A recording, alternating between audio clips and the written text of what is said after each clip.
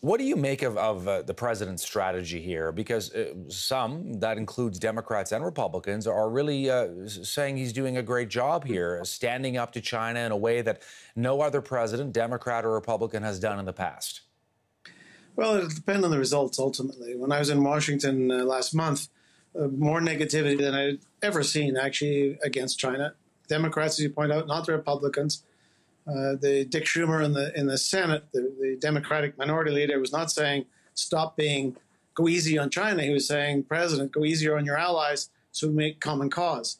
But my fear is a round of tit for tat negativity and the beginning of a negative cycle where they'll hit out at each other, and where getting a settlement eventually will be even tougher. I'm not saying that there aren't changes that are needed in how China does business. That is the case. But it's always tricky in a trade war not to damage yourself as much as you're damaging your opponent.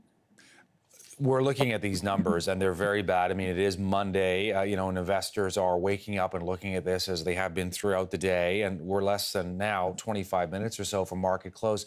There's something as well, Gordon, let me tap into your expertise about the Chinese sort of worldview, the idea of sort of face saving, that this kind of thing happens behind closed doors. It's done diplomatically. You don't air your dirty laundry. I mean, that's very different from a president who is willing to go to Twitter at the drop of a hat and push back against the Chinese. How do you think the president's sort of, his actions, his willingness to engage on social media, how does that play with the Chinese negotiators?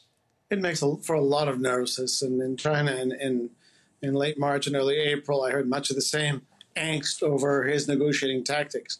Now, the Chinese have been very cautious. Even now, after these retaliations, the Chinese have generally avoided in their media direct criticism of Trump. And Trump, I noticed, while criticizing the Chinese, avoided criticizing by name Xi Jinping. And I think this sort of bravado is part of Trump's standard operating fare. I don't think it works well with the Chinese. I think they've been putting up with it because they really do want a deal to avoid problems for their own economy. But they're also a proud nation, and they will fight back. We're beginning to see that now. And if push comes to shove on matters of principle, they will not yield, even if it costs them heavily. So my fear is, again, into this firing broadsides one at the other, making an eventual settlement, perhaps in June when the two meet again, rather more difficult.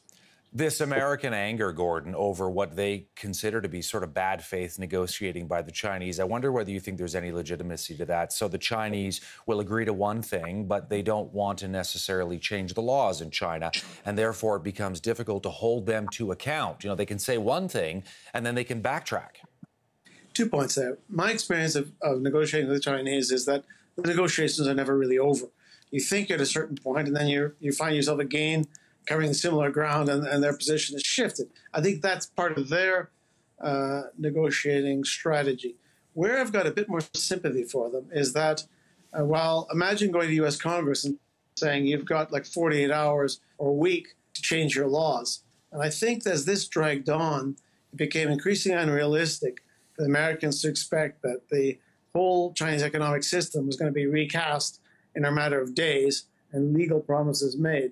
Even the Chinese have their points of resistance and their own internal complications to deal with. Xi Jinping may be the most powerful Chinese, but he doesn't make every single decision himself personally. So I think you ended up having the two sides really like ships in the night on different courses, talking about different things when they may have been thinking they were talking about similar things.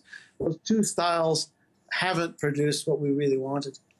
Gordon, great to have you on, especially today as we look at what's going on in the markets. Thanks so much. Pleasure. Thank you.